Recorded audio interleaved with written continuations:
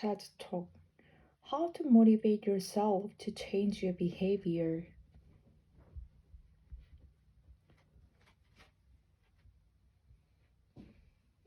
So, we all have some behavior that we would like to change about ourselves. And we certainly all want to help someone else change their behavior in a positive way. So maybe it's your kids, your spouse, your colleague. So I want to share some new research with you that I think reveals something really important about what gets people to change their behavior. But before I did that, let's zoom in one strategy that I think you probably use a lot.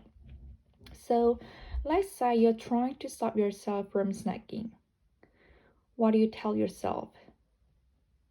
Well, most people in a monologue will say, beware, you'll be fat. And if this was your case, you would probably tell him that smoking kills, and by the way, he's being a big trouble. So what we're trying to do here is we are trying to scare ourselves and others and change their behavior. And it's not just us. Burning entries are really common in health campaigns, in policy. It's because we all share this deep-rooted belief that if you threaten people, if fear is induced, it will get them to act. And it seems like a really reasonable assumption, except for the fact that science shows that warning have very limited impact on behavior.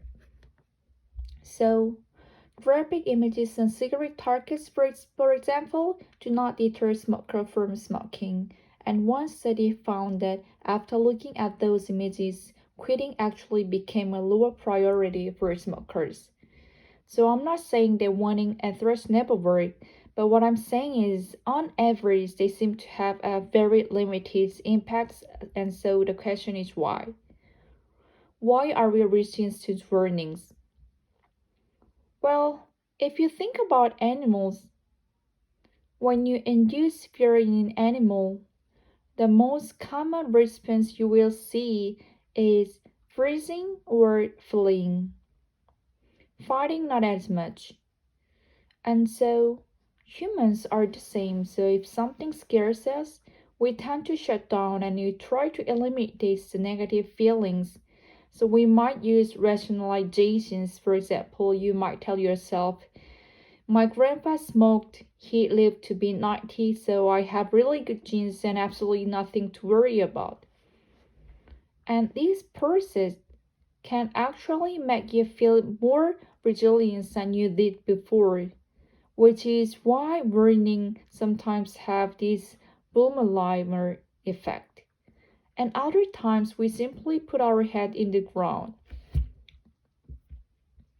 Take the stock market, for example. Do you know when people pull their heads out of the ground to look at their account, not to make a transaction, just to log in to check their account? So what you're seeing here in black is the S&P 500 over 2 years, and in gray is the number of times the people logged into their account just to check. And this is data from Collins and Lunds, and is said to be controls all the obvious confidence. What do you think? So when the market is high, people log in all the time because positive information make you feel good. So you seek it out. And when the market is low, people avoid logging in it because negative information makes us feel bad, so we try to avoid it altogether. And all this is true as long as bad information can reasonably be avoided. So what you don't see here is what happens a few months later in the financial collapse of 2008, when the market went just dramatically down, and that's when people started logging in frantically. But it was a bit too late. So you can think about it like this. It's not just finance. In many different parts of our life, we have warning signs and bad behavior now, and they could potentially lead to all these bad outcomes later. But not necessarily so, because there are different routes from your present to your future, right? It can't go this way, it can't go that way. And as time passes, you gather more and more information about where the wind is blowing. And at any point you can intervene, and you could potentially change your outcome.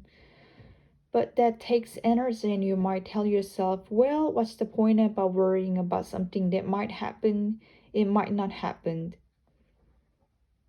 Until we reach this point, at which time you do jump into action, but sometimes it's a little bit too late. So we wanted to know in my lab what type of information does leak into people.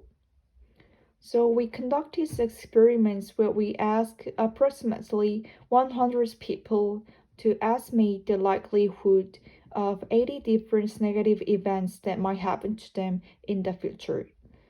So for example, I might ask you, what is the likelihood that you will suffer hearing loss in your future? And let's say you think it's about 50%. Then I give you the opinion of two different experts. So, expert A tells you, for someone like you, I think it's only 40%. So they give you a rosier view of your future. Expert B says, for someone like you, I actually think it's about 60% it's worth. So they give you a bleaker view of your future. What should you do? Well, you shouldn't change your belief, right? Wrong. What we find is that people tend to change their belief towards a more desirable opinion.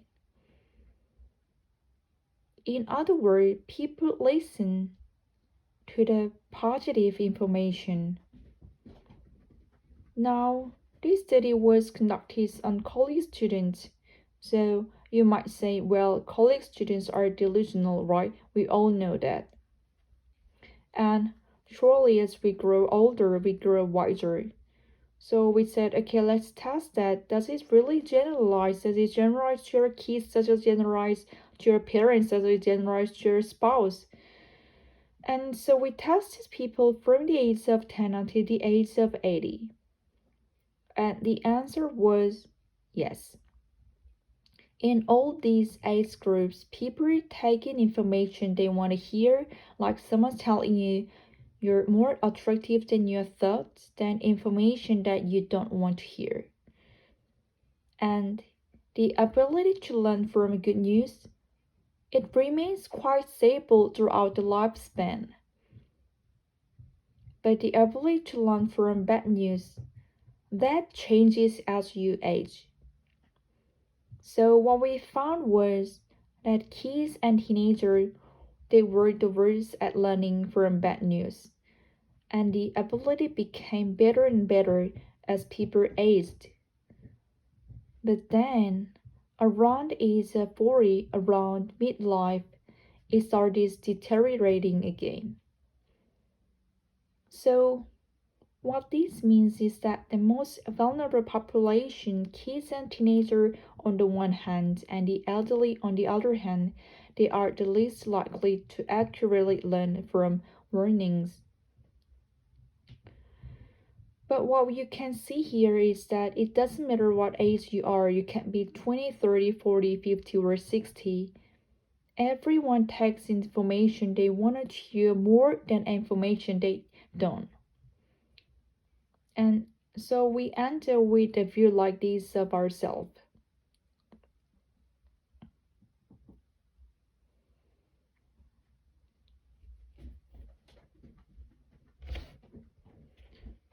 Our mistake as teachers, as mentors, as employers is that instead of working with this positive image that people so effectively maintain, we try to put a clear mirror in front of them. We tell them, the image is just going to get worse and worse and worse, and it doesn't work. It doesn't work because the brain will frantically try to distort that image using Photoshop and fancy lenses until it gets the image it's happy with. But what would happen if you went along with how our brain works and not against it?